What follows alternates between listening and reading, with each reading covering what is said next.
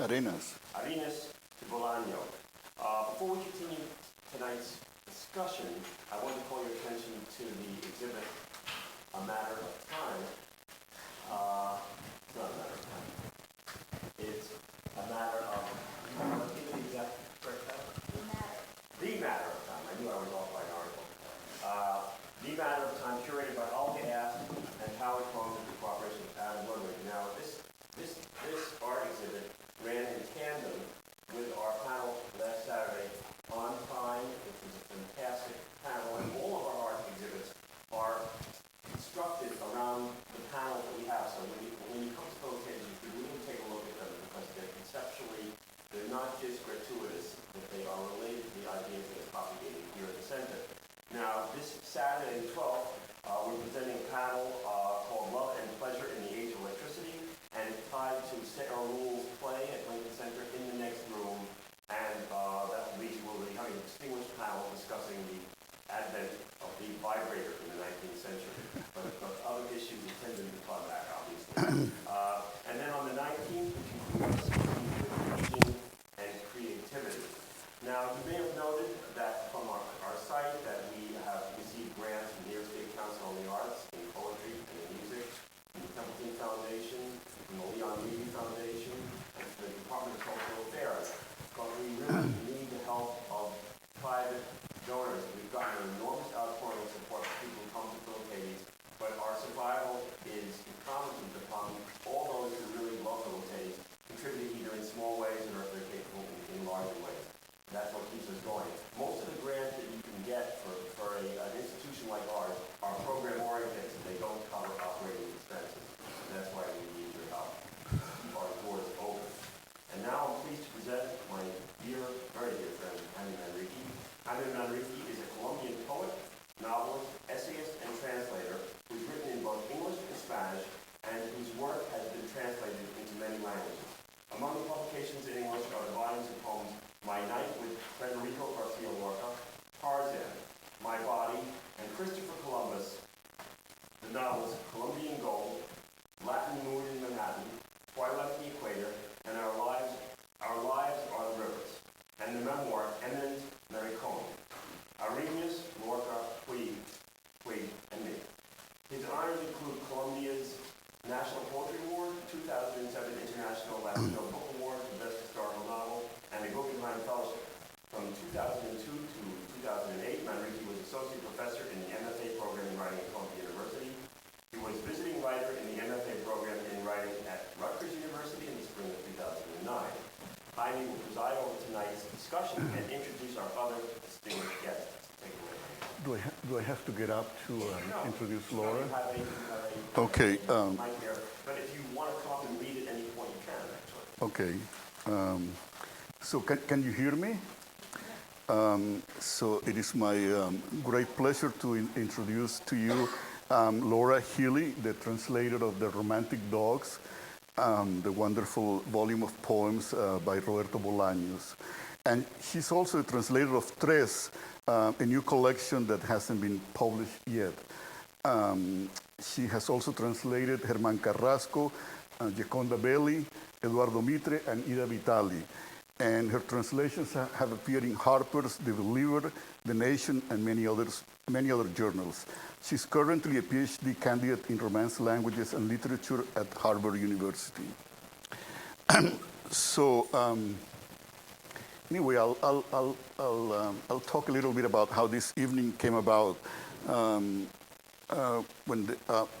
I'd like to thank the Philoctetes Foundation Center and its directors, Francis Levy and Edward Nersessian, and the staff here at the center who've worked tirelessly to get this program together.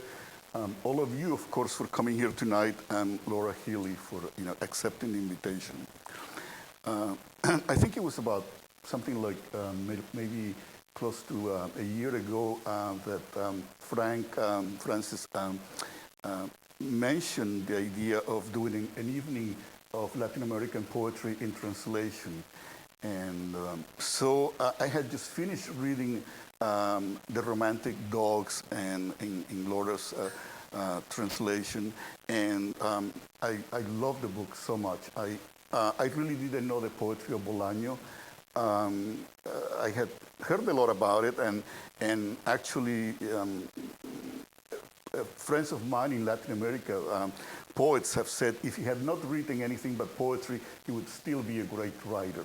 So I was really looking forward to this book, and I wasn't disappointed at all. I was really crazy about it. So then I thought, well, then we must invite Laura Healy to come and talk to us about his poetry, Bolaños' poetry, and the art of translation in general.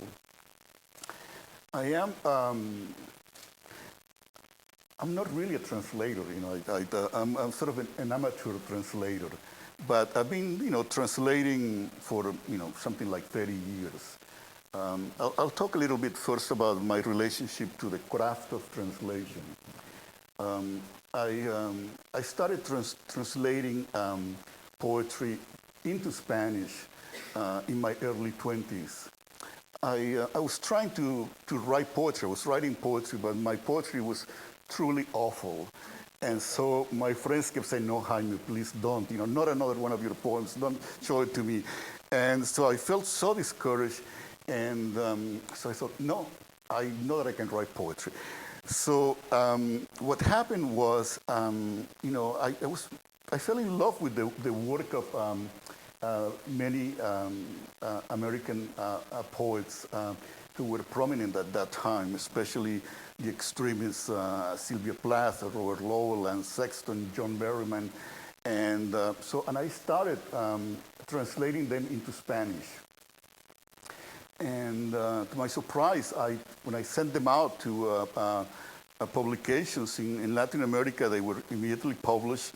And I was very encouraged, so I continued translating poetry, and I translated, the work of almost like 50 poets: Denis Levertov, Mark Strand, Hart Crane, John Ashbery, Elizabeth Bishop, and many, many, many others. And so, but something happened in the process of translating into Spanish, which was that for the first time, I was really inside the poem. For the first time, I was inside a line written by somebody else, and I could really pay attention to their verses, their syntax, the way they use verbs and nouns, and sometimes even the way that a vowel would sound on the page, the sound of a vowel. And so then I thought, oh, okay, I think I get it. Maybe I can start writing my own poems at this point. And I started writing my own poems, and people didn't seem to complain as much. They said, oh, okay, fine. So I thought, well, that all this translation really helped me to sort of become a poet.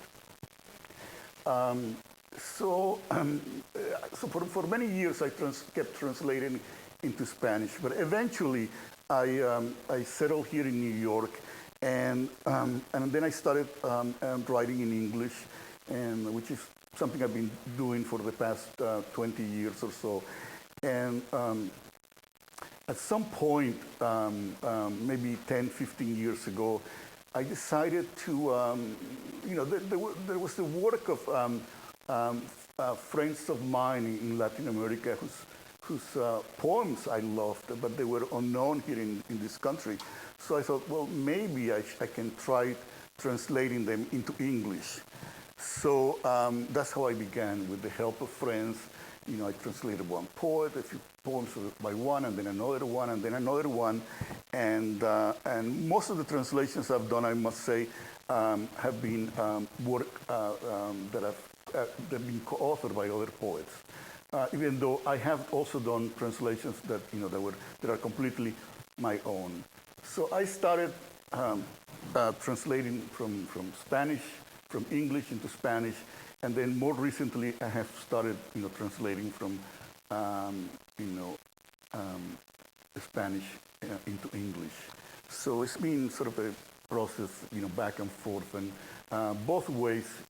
It's been truly fascinating, and it's something that I do, but I wouldn't consider myself a professional translator. I just do it for the love of it, and mostly just poetry, because in many ways it's my first love. So that's how I came to be a sort of translator. I'm on the earlier end of that whole process. I was studying at Brown University for my undergrad and was just kind of sick of school and not being able to actually do anything. And so I took a semester off and I went to Barcelona. And I had been reading Chris Andrews' translations of some of Bolaño's fiction, and I happened to find his poetry in a bookstore in Barcelona. So I needed a project for school because I was studying literary translation. So I started translating this. So this was my senior thesis at Brown, and thanks to New Directions, it was published, which was really exciting for me. But yeah, it was just translating as a way of writing and being taken seriously at a earlier stage, I think, in your career. Because if I had just written my own book of poetry, one, it probably wouldn't have been any good, but two, it's really hard to be taken seriously when you're a young writer starting out. And I started sending these poems out to journals, and they were just being published, and it was all very exciting. But I really do love translation. I like it. It's like a puzzle for me. I've always had sort of a mathematical mind, but I've also really liked literature, and so I like being able to read something and figure out how it translates. In poetry, in particular, you get these very small things that you have to take into account, like you were saying, the vowel sounds, like the sound of an A in Spanish is just really impossible to replicate in English. And so sometimes you have to make those sacrifices, and you can't do it all. But you come out with something different, and part of the beauty is lucky mistakes that happen. Like, for example, if you're translating two words that rhyme in Spanish and they accidentally rhyme in English, that's so exciting when that happens. And sometimes it's impossible. Sometimes you just cannot think of a rhyme. So it's all about give and take, and I really love the process of translating. I think it's really fun. And I love Bolaño's writing, and I love the mythology around his work, and just being able to get into that, and really experiencing, I think, the poems, like you were saying, like you really, really understand what the poet's doing because you're writing it, you're reading it, and then you're writing it again. So it's a really good exercise, a really good process. And so that's what I do. I like to translate, and I hope to continue to. Okay, so thank you, Laura. So the idea, what we're going to do tonight is I'll read a few of my translations, and then Laura will read a few of her translations, and then maybe I'll read a couple of poems of mine, one translated into English by another writer, and then one that I wrote in English.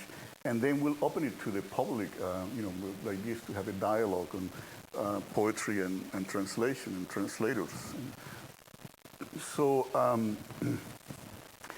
the first poet that I translated into English was a friend of mine, a Colombian poet, Maria Mercedes Carranza. She was actually the first person I met in my country in the literary life. It was 1972, something like that. And she published her first collection, her first volume, and I picked it up and I read it, and I thought, oh, this is so, so wonderful, and I adored it. And so the people who had published the book, they were friends of mine, so I said, oh, could you please introduce me to her, and they did. And that was the beginning of a very long friendship that ended only a few years ago when she committed suicide. She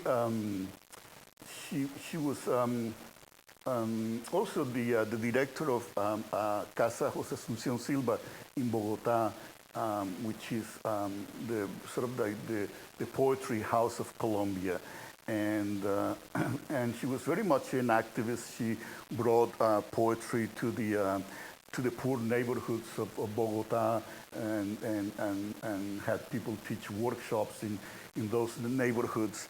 And then she, at the end of her life, she did something really wonderful. She, there were so many people were being killed in Colombia at that time and still are being killed in a war that never ends. And so Maria Mercedes' brother had been kidnapped, and so she was trying desperately to get him released, but it was impossible, and because the guerrillas wanted more and more money all the time. So she had this idea to in the bull ring in Bogota to have a day just devoted to poetry, and people came, and poets and people from everywhere, and they read their poetry all day long, and there were tens of thousands of people there present. So I wasn't there, but I wish I had been there. So and then shortly after that, she was very depressed, responding about the fate of her brother, and so she killed herself. And then after she killed herself, the guerrillas announced that really her brother had been dead for years, but they had never announced it. Anyway, so it was a great loss to everyone. And so I translated, just going to read a couple of her poems, and I translated them with the young poet David Cameron. And so this is, and the translations were published in Bomb magazine. Malediction. I will pursue you for centuries upon centuries. I will dig under every rock and stone and scan every horizon for your shadow. From wherever my voice speaks, it will fall upon your ears without mercy, and my footsteps will always fall inside the labyrinth that traces your own. Millions of suns will rise and fall again. The dead will rise and return to death, and there, wherever you are, dust, moon, nada, I will find you. And this is another poem, love poem.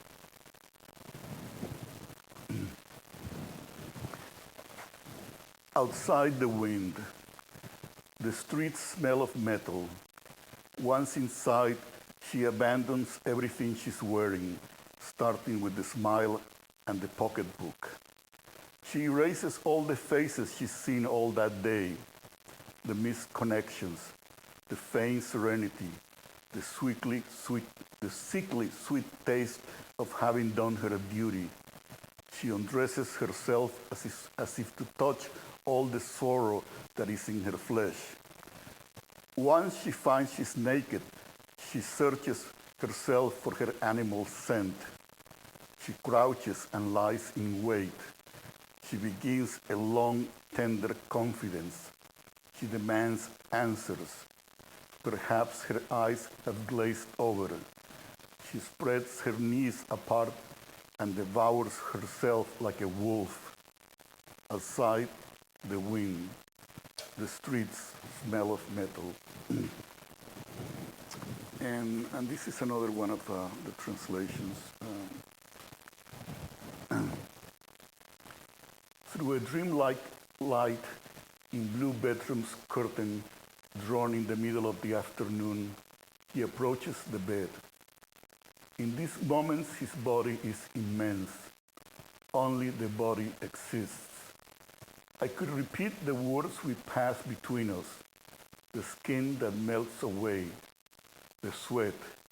But in truth, what happens is my body is covered by his body, unconfessable fantasies, knowing hands, unmistakable looks, each of us trying to outlast the other, each one the other's reflection, falling and falling like Alice in an abyss, never reaching the bottom.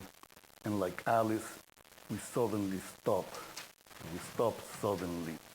That tense, unmoving instant.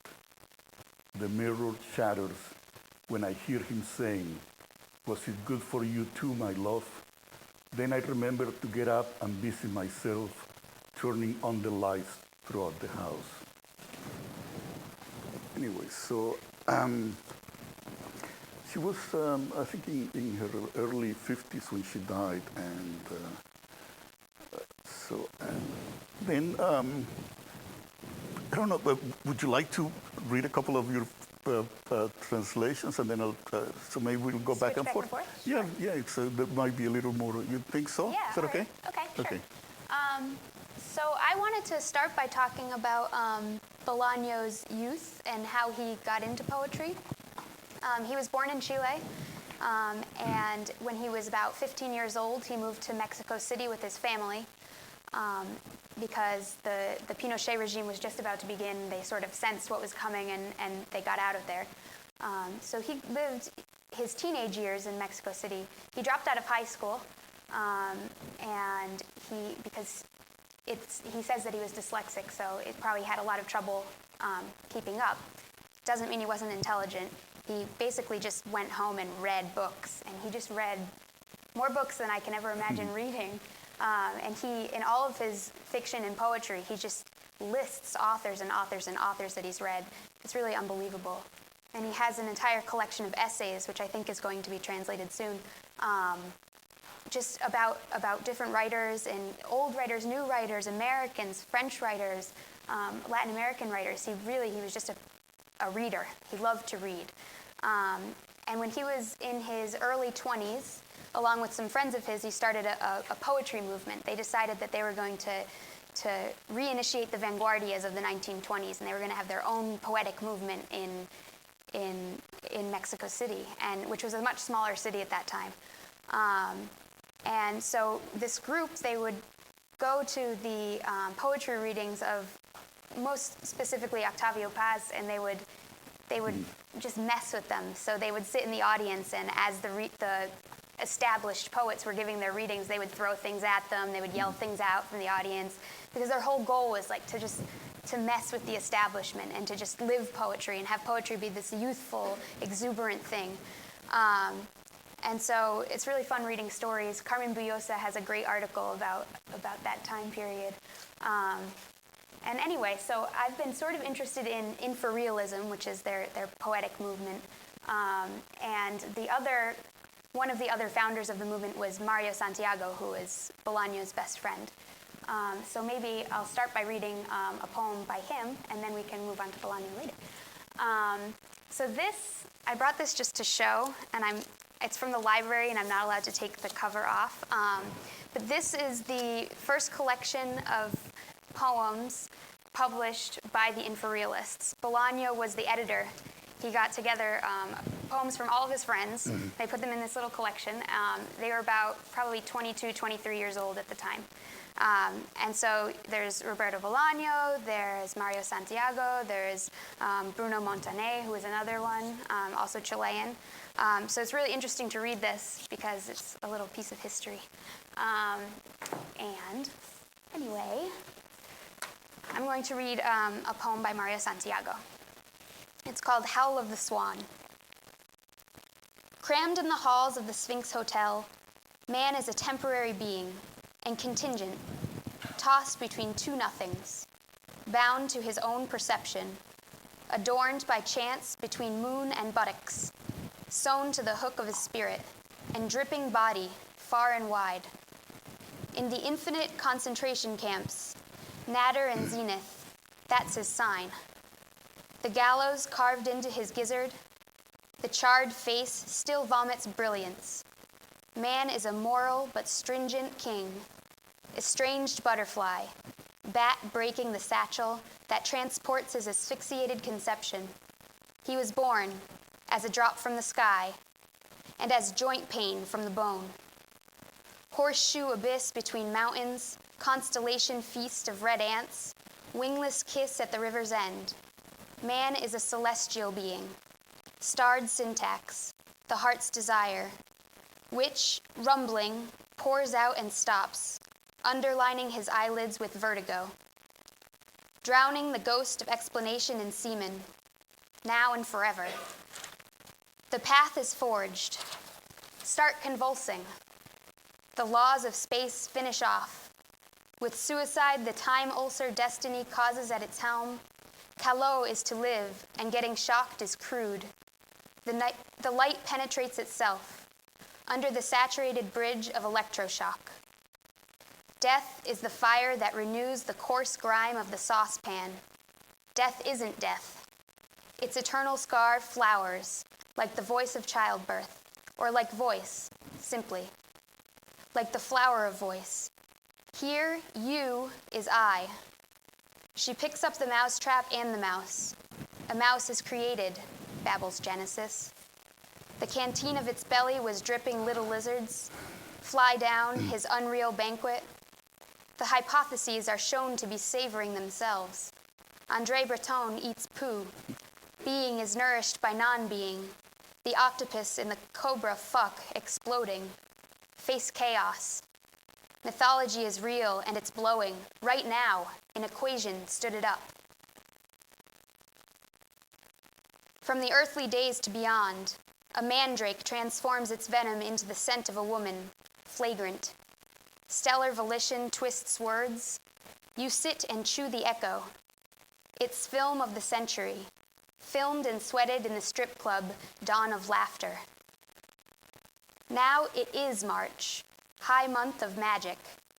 The jackrabbit jacks off on freedom, squealing on the curves, burning head to toe.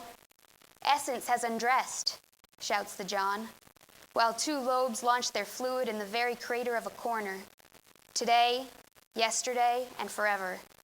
In the intimate iris of all beasts that lick science and conscience, the last tumor of twilight. I kill what I say. Howl of the Swan. Thank you, Laura. Do you have a definition for the infrared realist? I think, this is my interpretation of what they think. There's actually a manifesto that they wrote, but it's hard to understand. I think the idea was basically just to break any sort of established idea about what poetry should be, and just to live poetry and have poetry come from their lives. They were very influenced by the beat poets and French poets, in particular, André Breton. So I think that is the essence of it, but that's my interpretation. I mean, is it possible to think of read a little bit of poetry in Spanish? I can read some, a little bit like of his poems because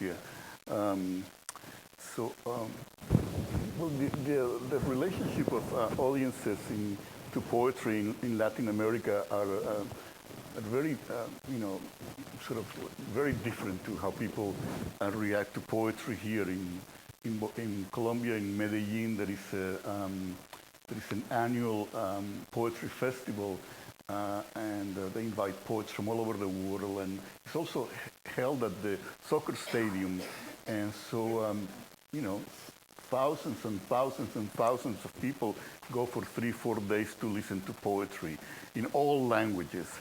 So and I love the antics of the infrared realist, and just to give you an example of how seriously people can take it. Many years ago in Medellin, I gave a poetry reading, and I read my poetry, and it seemed to go well, and then there were questions from the audience.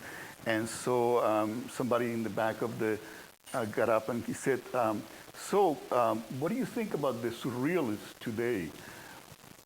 And I thought, I thought, surrealists today? I said, well, I love André Breton, and I love the movies of Buñuel and the surrealist movies like Dali. But I said, this was like really, I was trying to be honest, and I said, but I'm not really aware of surrealism today, or if there are any surrealist poets today. So this guy got up and he said, I'll show you. And he took his chair and threw it at me. And he said, long live surrealism. And he almost killed me with his chair. So this is how seriously people can take these things. Sometimes they're, anyway, so.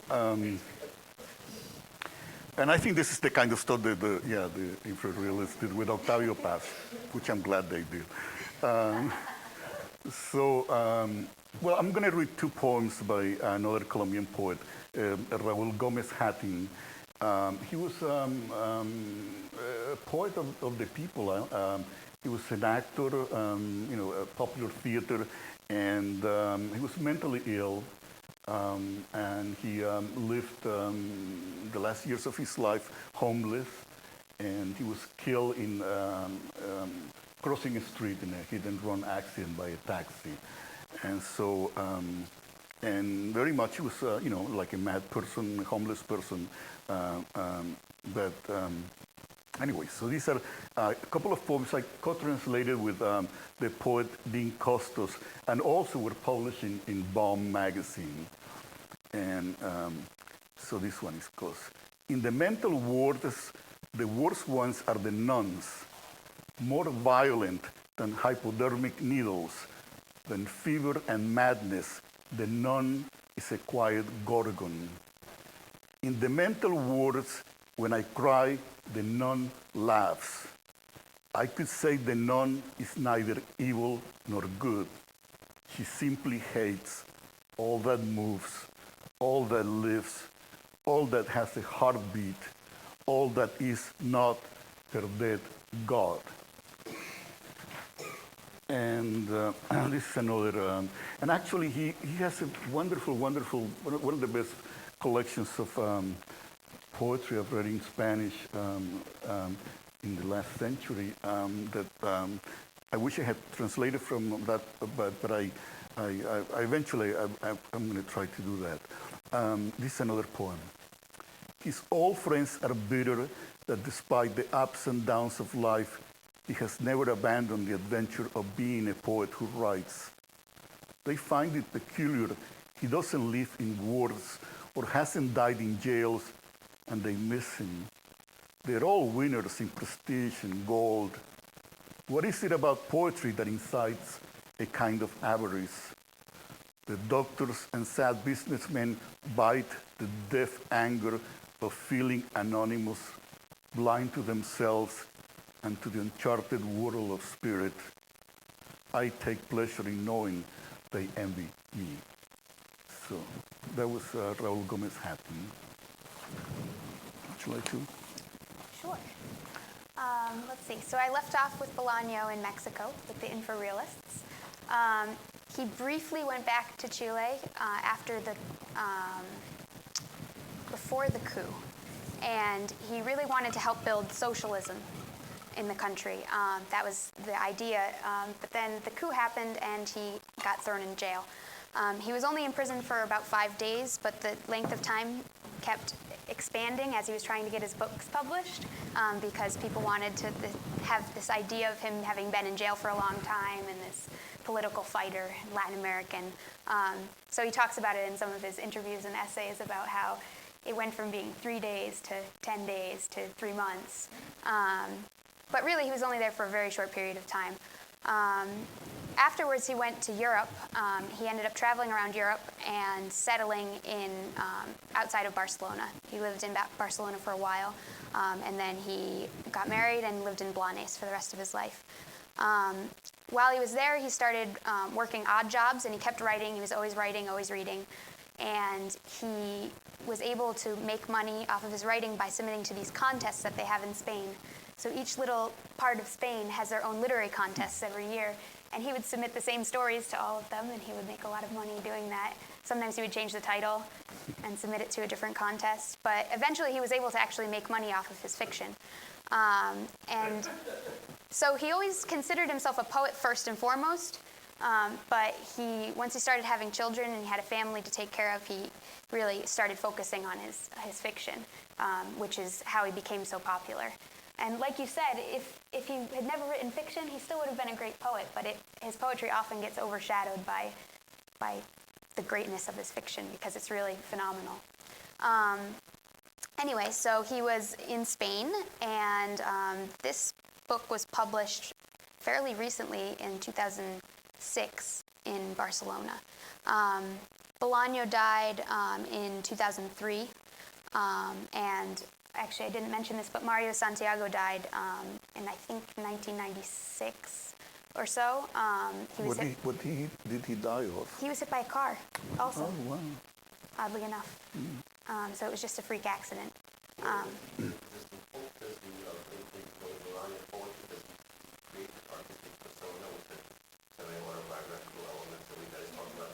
Yes. So I don't know how many of you have read his fiction, but if you've read The Savage Detectives, a lot of the characters from The Savage Detectives are in this book with their real names.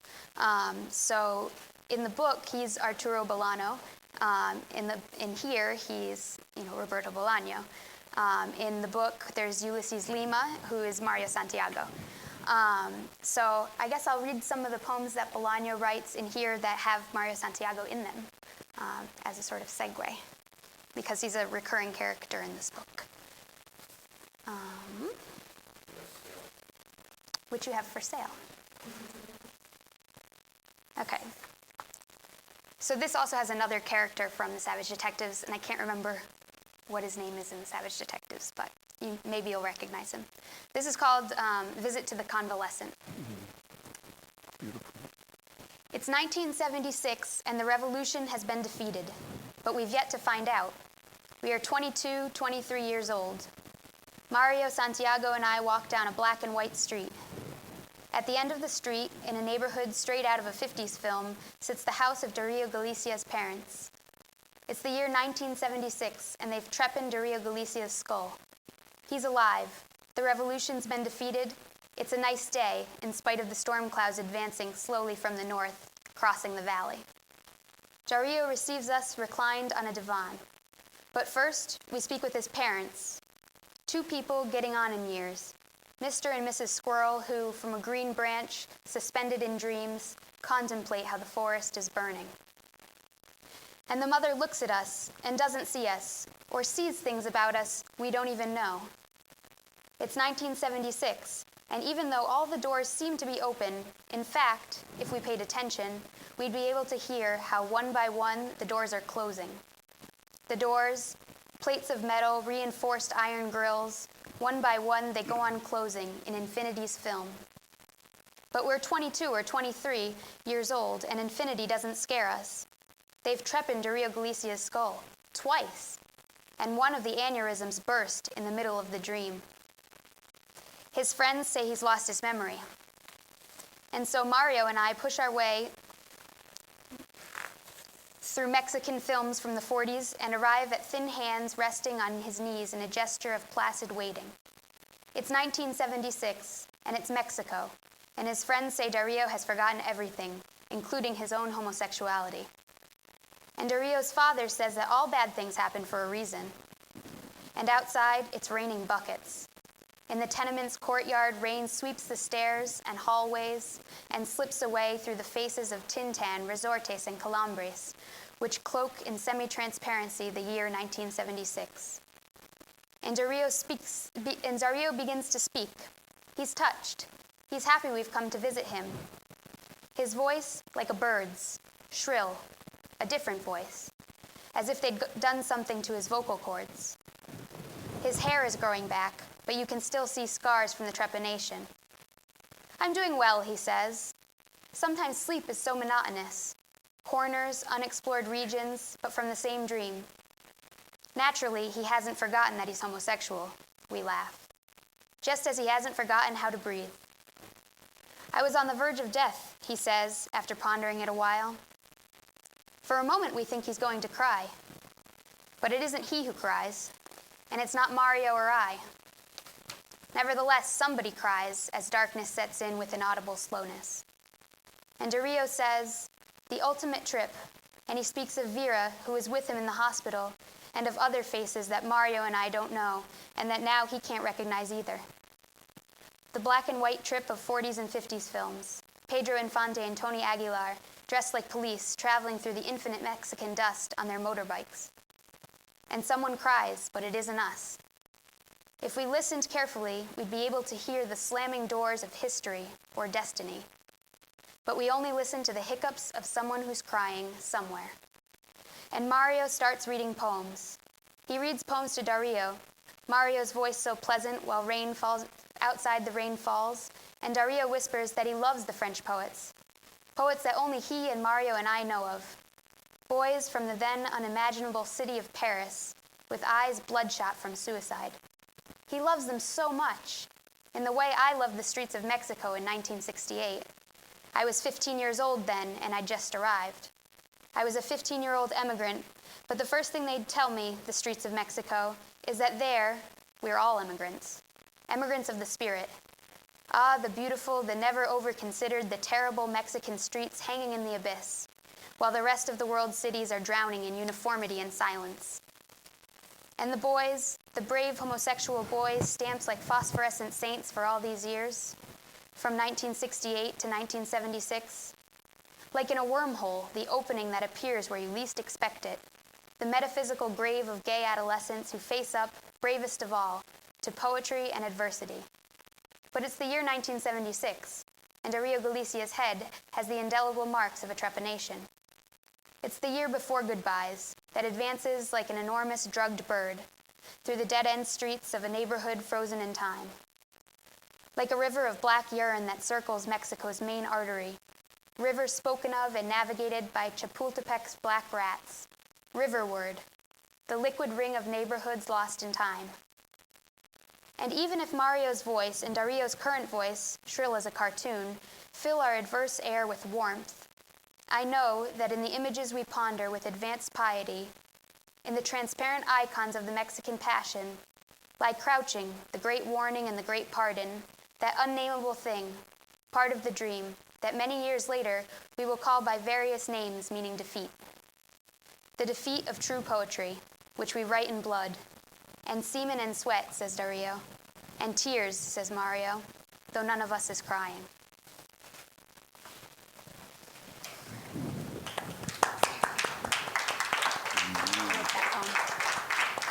Yes, that's one of my favorite poems in that collection. It's really phenomenal. So now I'll read a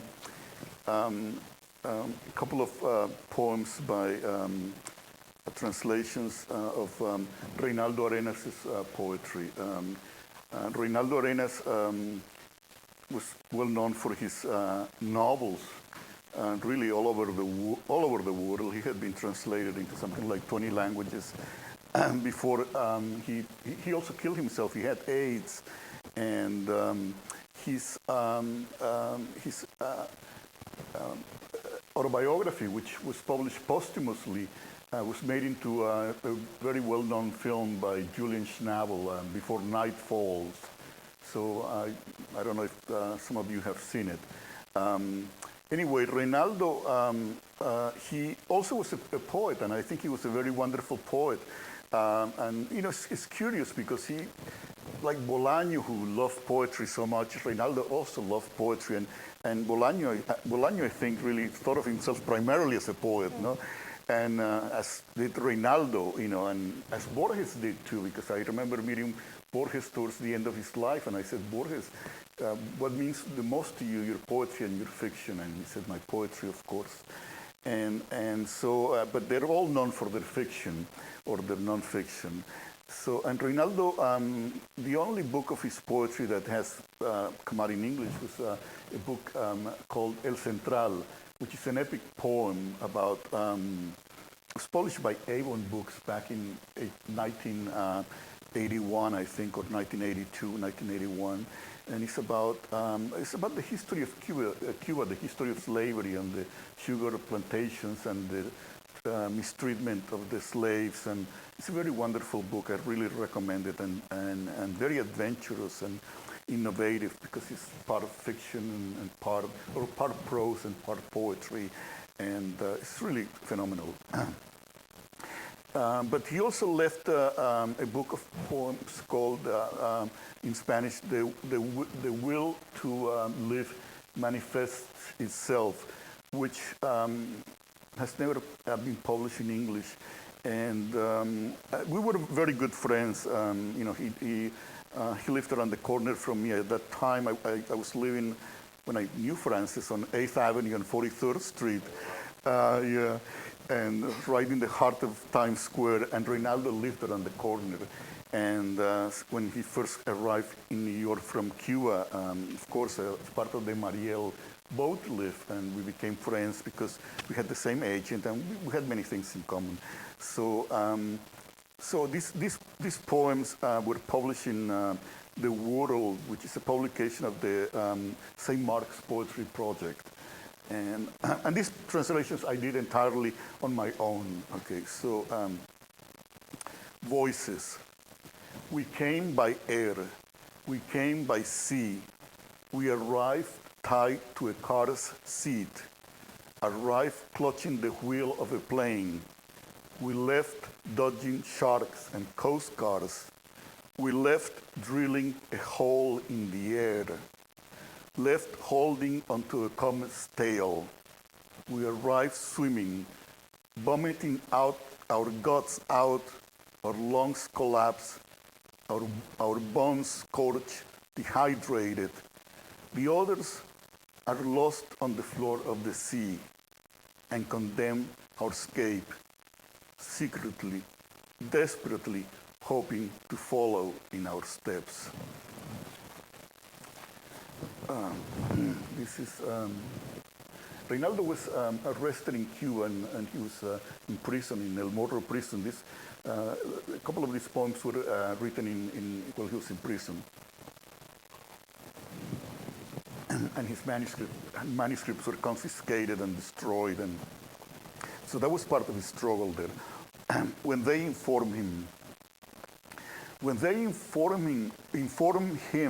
he was being watched, that at night when he went out, someone with an extra key searched his room, looked in the medicine cabinet and in the suspicious manuscripts. When they informed him that dozens of policemen were assigned to his case, that they had bribed his closest relatives, that his intimate friends hid their commas and scribblings in their private parts, he wasn't scared, just barely irritated, which he instantly corrected. He thought, they are not going to get me to think I am that important. Yes. With Bolaños, all these poets share a great sense of humor, black humor, of course, very perverted and twisted, but which we love, of course. And Bolaño also admired Arenas very much. So there is kind of a correspondence here of these writers. And this is a poem, this is the title poem of the collection, The Will to Live Manifests Itself. And this was written in 1975 in El Morro prison. They are feeding on me. I feel them crawl all over me, pulling out my nails. I hear them gnawing my scrotum. They cover me with sand, dancing on the mound of sand and stone covering me. They roll over me and insult me, granting out loud a deranged judgment against me. They've buried me. They flattened the ground, dancing on top of me. They've left, leaving me for dead and buried. Now I can relax. So, would you like to? Sure. On that note, part of Trace, this is the collection that I've translated that hasn't been published yet. It's made up of 3 sections. The first section is fairly serious, prose poetry, sort of disjointed story. One of my favorite things that he's written. The middle part is sort of this really long, fast poem about this band of 20-somethings in Chile traveling around the country and singing. But the last section is called A Stroll Through Literature, and it's just these tiny little poems that are very funny. So maybe I'll read a few of those. How much time do we have? Oh, we have like 10 more minutes. Okay, so maybe I'll Both read for of us, 10 minutes. Yeah, I'll read for a little bit, and then if you need to stop me, stop me. I dreamt that Georges Perec was 3 years old and visiting my house. I was hugging him, kissing him, saying what a sweet boy he was. 2. We're left undone, Father, not cooked or raw, lost in the grandeur of the endless dump, wandering and going astray, killing and asking forgiveness. Manic depressives in your dream, Father, your dream that had no borders and that we've disemboweled 1,000 times and then 1,000 more, like Latin American detectives lost in a labyrinth of crystal and mud. Traveling in the rain, seeing movies where old men appear screaming, "Tornado, tornado." Watching things for the last time but without seeing them, like specters, like frogs at the bottom of a well, Father, lost in the misery of your utopian dream. Lost in the variety of your voices and your abysses, manic depressives in the boundless room of hell where your humor cooks. 3. Underdone, not raw or cooked, bipolars capable of riding the hurricane. 4. In these ruins, Father, where archaeological remains are all that's left of your laughter. 5. We, the nec spes nec metus. It's Latin, I don't know how to pronounce it.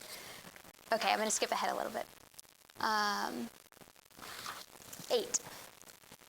I dreamt I was out walking on the boardwalk in New York, and in the distance I could see the figure of Manuel Puig. He was wearing a sky blue shirt and lightweight canvas pants, light blue or dark blue, depending. 9. I dreamt that Macedonio Fernandez appeared in the sky over New York in the form of a cloud without a nose or ears, but with eyes and a mouth. 10. I dreamt I was on an African road that was suddenly transforming into a Mexican road. Sitting on a jetty, Efrain Huerta was playing dice with the mendicant Mexico City poets. 11. I dreamt that in a forgotten African cemetery, I came across the tomb of a friend whose face I could no longer remember. I dreamt that one afternoon, 12. I dreamt that one afternoon they were banging on the door to my house. It was snowing. I didn't have a stove or any money. I think they were even going to cut off the electricity. And who was on the other side of the door? Enrique Lin with a bottle of wine, a bag of food, and a check from the unknown university.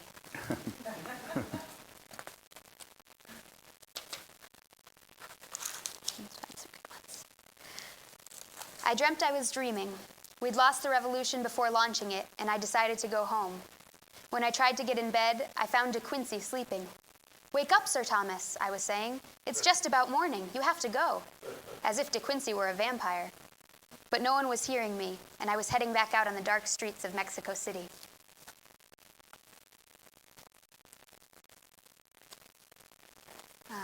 16. I dreamt I was an old, sick detective. So sick I was literally falling to pieces. I was following the tracks of Guy Rossi. I was walking through the neighborhoods of a port that could have been Marseille, or not. A genial old Chinaman was finally leading me to a basement. "This is what's left of Rossi," he was saying. "A little pile of ash." "In this state, he could be Lipo," I answered. 17. I dreamt I was an old, sick detective, and I was looking for people who'd been lost for a while. Sometimes I'd look at myself casually in a mirror and recognize Roberto Bolaño.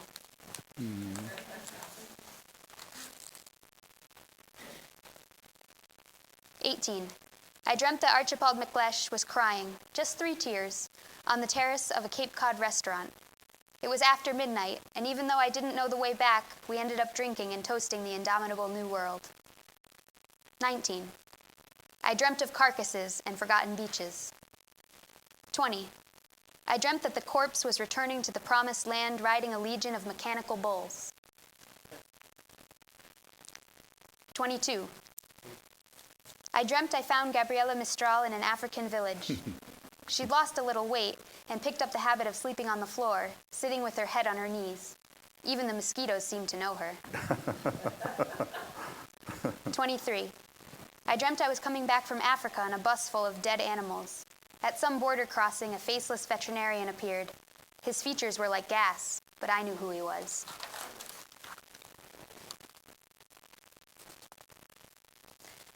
I dreamt that 25. I dreamt that Archilochus was crossing a desert of human bones. He was encouraging himself. "Come on, Archilochus, don't lose hope. Keep going, keep going." 26. I dreamt I was 15 and was going to Nicanor Parra's house to say goodbye. I found him standing, leaning against a black wall. Where are you going, Bolaño? He asked. Far from the southern hemisphere, I answered. 27. I dreamt I was 15 and was, in fact, leaving the southern hemisphere.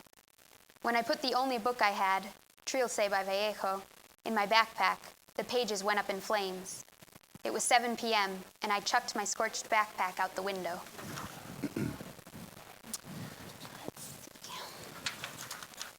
I think these are so funny.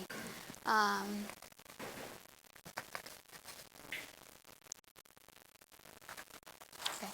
34. I dreamt I was a really old Latin American detective. I lived in New York, and Mark Twain was hiring me to save the life of someone without a face. It's going to be a damn tough case, Mr. Twain, I told him.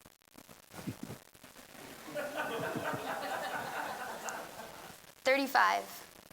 I dreamt I was falling in love with Alice Sheldon. She didn't want me.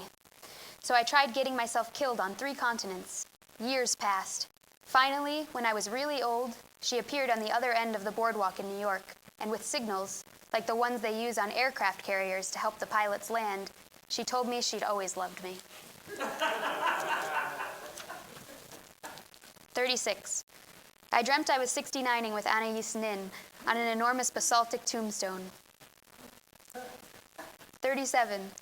I dreamt I was fucking Carson McCullers in a dim-lit room in the spring of 1981, and we both felt irrationally happy. 38. I dreamt I was back at my old high school, and Alphonse Daudet was my French teacher. Something imperceptible made us realize we were dreaming. Daudet kept looking out the window and smoking Tartarin's pipe. Let's see.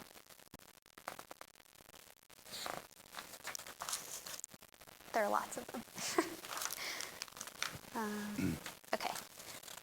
Let's read the end. 56. I dreamt that a man was looking back over the anamorphic landscape of dreams, and his gaze, though hard as steel, splintered into multiple gazes, each more innocent, each more defenseless. 57. I dreamt that Georges Perec was 3 years old and crying inconsolably. I tried to calm him down. I took him in my arms, bought him candy, coloring books. When we went to the boardwalk in New York, and while he played on the slide, I said to myself, I'm good for nothing, but I'll be good at taking care of you. No one will hurt you. No one will try to kill you. Then it started to rain, and we calmly went back home. But where was our home? Beautiful. So that's a taste. When it comes out, you guys should all buy it. Yeah.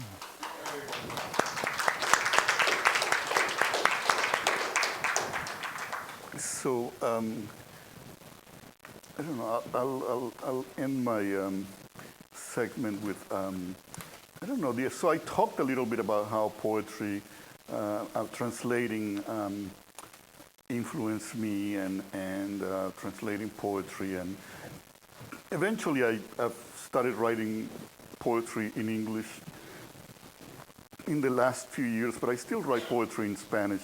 So what I'm going to do is I'm going to read one poem in English and 2 poems in English, but the second one is a translation that somebody did of my poem into I wrote it in Spanish and he translated it into English. So it's like how, it's the idea is how you translate, you're being translated, and translation goes back and forth, and how it really informs eventually everything you do and who you are. And I think that when I started out as a writer, as a poet, I was very much influenced, of course, by the poets I was translating, Sylvia Plath and John Berryman and Robert Lowell, and of course all I wanted to do was kill myself and all this stuff, and so, but eventually, I got tired of that, and I started, so I started, translating other poets, and so, it sort of began to change for me a little bit, but then when I started translating Latin American poets into English, or reading them, I've been reading Latin American poets all my life, but for example, Bolaños as Arenas and María Mercedes Carranza, the first poet I read, were poets very much interested in history. And that has become for me a very important preoccupation more recently. And 2 years ago, I went to Algeria to do some research for a book I'm writing. And I was in the town of, in the capital city, Algiers. And I also went to Oran, the city where Albert Camus, the Plague, his novel The Plague, is set in that city. And Camus, as you know, he was Algerian, but he's very much hated in Algeria because during the time of independence, he sort of didn't want to take the Algerian side, and he, thought that they were not ready for independence. So you cannot really mention his name in Algeria to this day to most people. So this poem is called The Stranger, which is, of course, like the title of his most famous novella. And so, The Stranger. Dusk descends on the plaza coated with the desert dust. We sit under the solitary tree and drink coffee out of miniature cups half filled with sugar. The hour is swollen with jasmine. Bands of swallows swirl above us like airborne carpets in the darkening sky. The ruined buildings around the plaza are not Roman, but colonial French, the language spoken by the men in twos and threes around us, sitting at metal tables on iron chairs. This is the time of day when Dr. Rieu is the main character in the play. In Camus, the plague would open the door to his empty apartment. Far away, his wife is convalescing. Rieu heads straight for the bathroom and soaps his hands that all day long have handled dying Oranians. But the doctor cannot wash away the stench of death all over himself. I haven't come to Oran looking for Camus, who is hated here. He was on the wrong side of history, or was he? I'm about to remark on this to my companion when, faintly at first, I hear a voice not meant for us, but instead for heaven, a flute-like prayer rising from the speaker attached to the golden tip of the mosque. Is it the appearance of the pole star in the wine blue sky? The voice sings, in 4 days, my mother will be dead. And finally, I'm going to close with a poem it hasn't been published yet. I wrote it recently, and I showed it to my friend Alfred Gordon, who also the noted American poet, who also is a wonderful translator.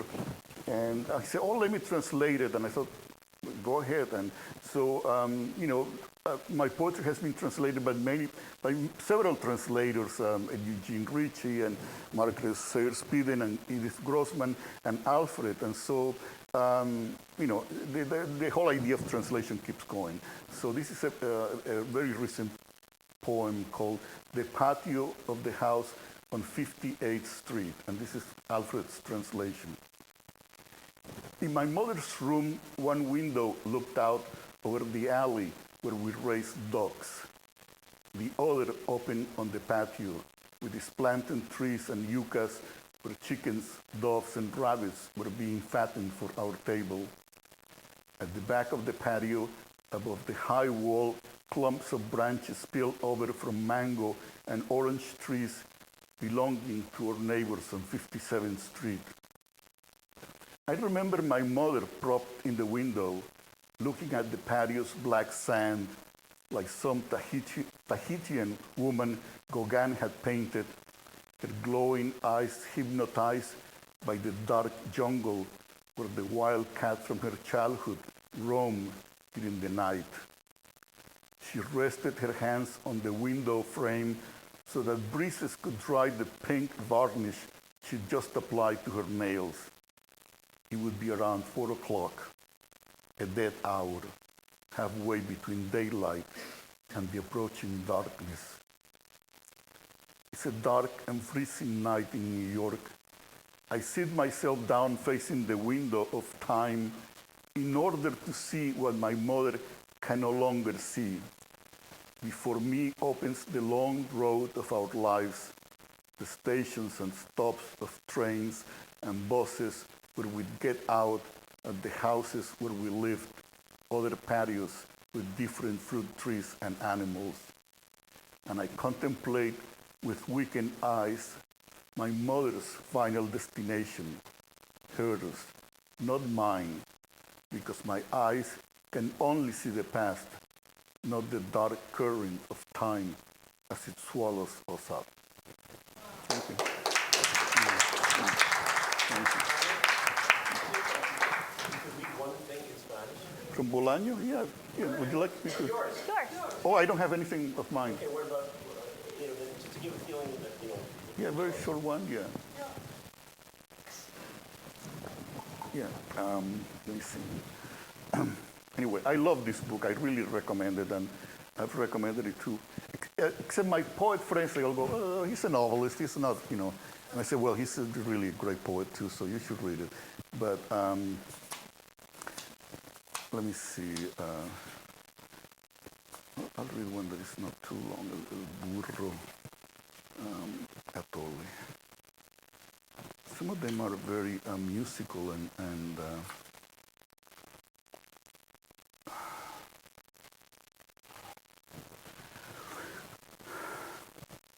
okay, this one I love.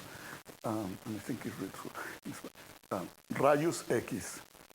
Si miramos con rayos X la casa del paciente, veremos los fantasmas de los libros en estanterías silenciosas o apilados en el pasillo o sobre veladoras y mesas.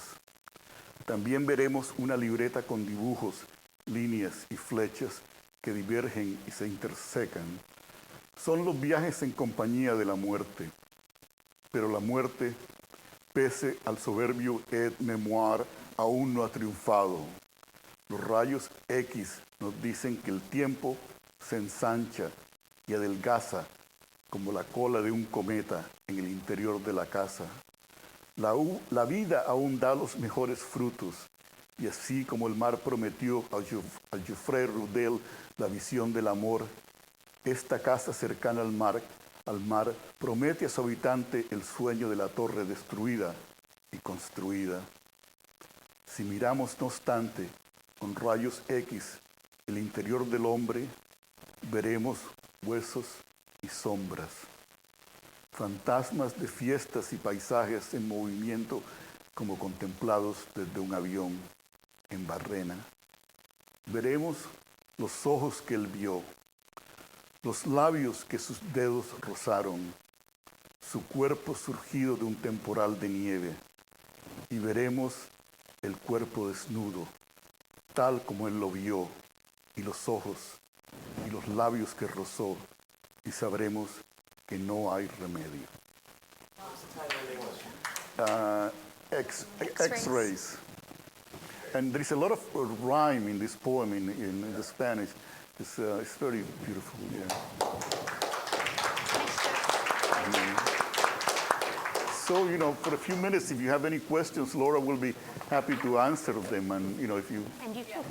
It would be best if you have a question to come up, actually, and come up to the mic, and then we'll record you.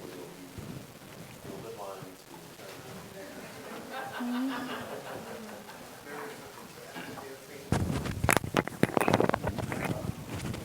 What I'm interested in is, we're talking about Spanish in translation. Mm-hmm. But the Spanish words have a cadence and they have an incantation in the way the word, and that's what I really like to hear. And then maybe afterwards, give it an English translation.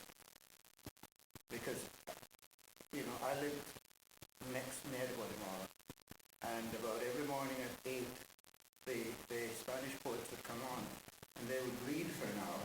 I know very little Spanish, but I wouldn't miss the reading because of it's sort of like an incantation, and you just sit there and you get lost in it. And then it's very rhythmical, and it creates a mood. And I don't think in many cases translation.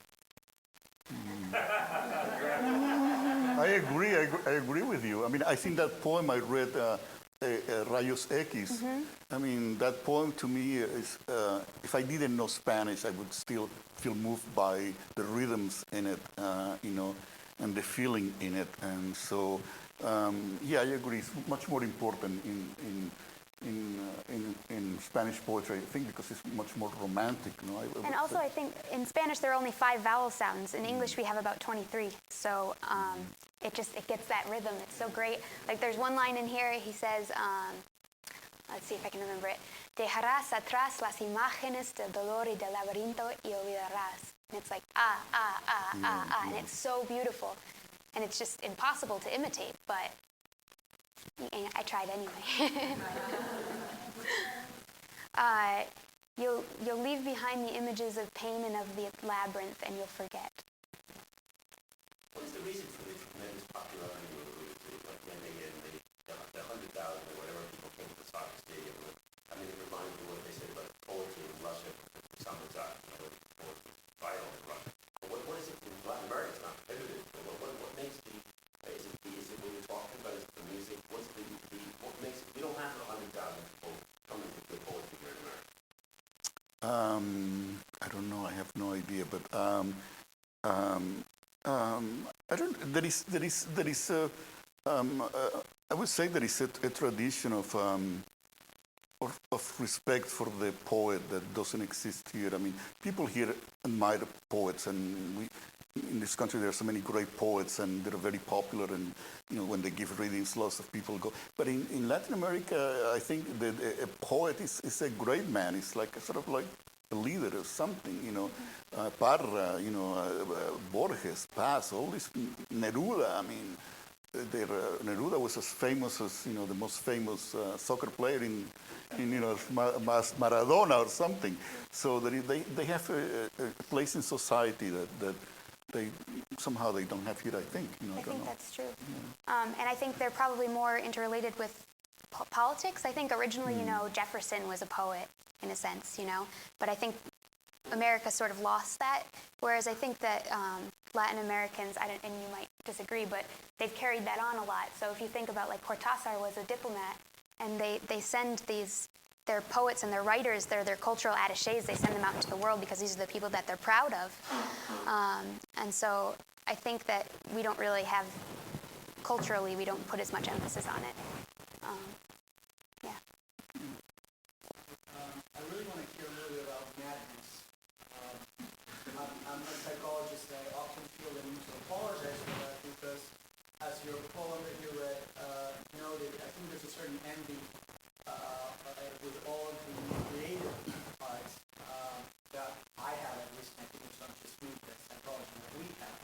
And the apology comes from not knowing what to do with madness, especially when we put it next to something like poetry or painting, where we know that madness is an important place, but our role is to take it away in some way, or to channel it. So I was wondering if you could speak to that paradox. If the doctor were to listen to the poet, then what is healing? What is healing? Well, I'm no doctor or psychologist, but I'm mad, so I'll speak from the point of view of a mad person, But madness is extremely important in the work of Bolaños. I don't know whether Bolaños was ever in a mental institution. I don't know that much. But there are poems here about mad people or mentally ill people, and in his fiction, madness is one of the central themes. I mean, there are really lots and lots and lots and lots of truly mad characters. Artists who chopped off their right hands and stuff like that.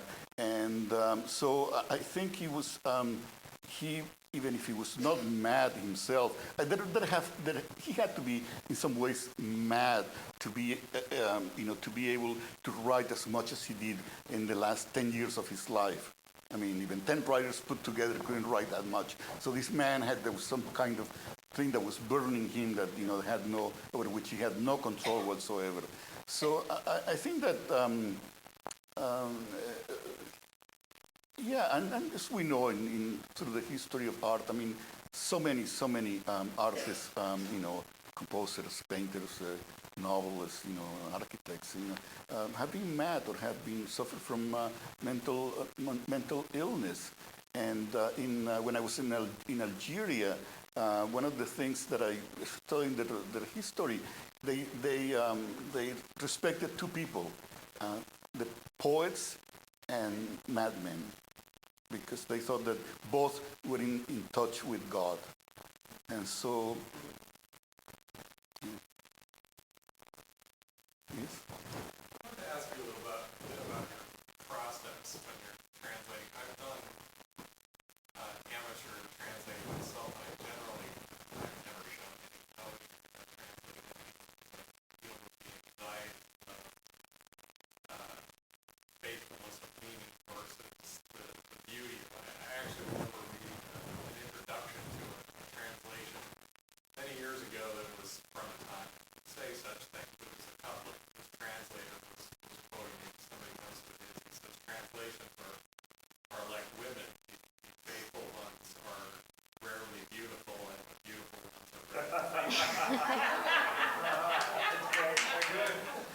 It was just something that stuck with me so long ago that I've always had the anxiety of, well, if I reproduce the meaning of the poem, I'm not going to come remotely close to capturing the rhythm or the sonority of the original. How do you go about translating poetry? I've attempted prose many times, and I know it's not really, well-written prose has the same kind of rhythms, and you can't ignore that either, but it seems so much more daunting in poetry to start trying a literal translation and then work the rhythms in.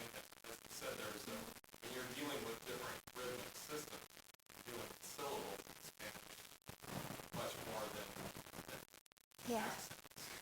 Well, this is my version of Bolaño, and someone else could translate it. It would come out completely differently. And that's the fear and the beauty of translation, I think, is that it's imperfect and impossible. But the best I can say is that this is my version. And what that means is that I translate it, and then luckily Bolaño doesn't do a lot of he's not a very formal poet. And so it's not about, getting the right meter or rhyming the ends of the lines. And so what I was able to do was, translate it roughly and then go back and make it into something that sounded nicer. I try to be, yeah. I try to be faithful and beautiful.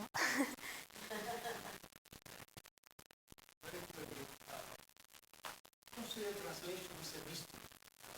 According to the time when you got energy moving. Sometimes when you finish something in the moment, you can translate you can finish the translation in the moment.